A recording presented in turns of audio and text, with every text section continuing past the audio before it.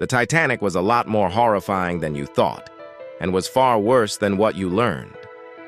But why? First off, you'd be sleeping when it hit the iceberg, waking up to a loud bang and shake in the middle of the night. And at first you wouldn't even realize what happened.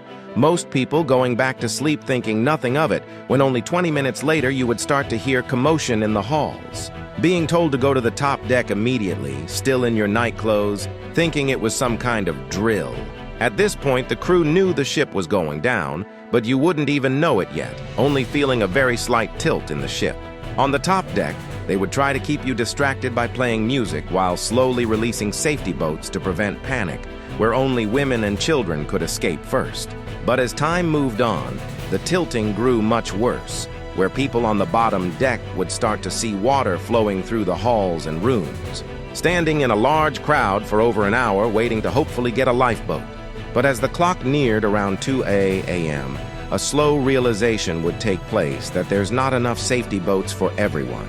At this point, the entire ship would go into a full panic, needing to fight against the crowd to try to get onto the last few boats. Within the panic, the ship would tilt even more, causing the power to go out, which would be pitch black since there was no moonlight on that day. Around 2:18, the tilt would become so extreme, it would eventually cause the ship to snap in half.